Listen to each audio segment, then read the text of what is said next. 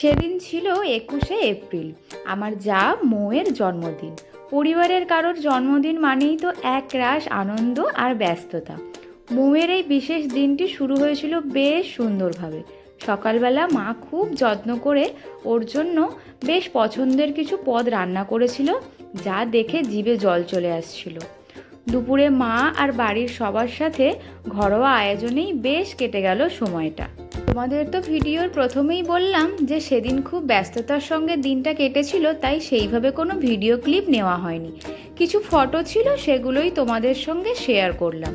তো যাই হোক, এরপর চলে আসে সেই সুন্দর সন্ধ্যার অপেক্ষা।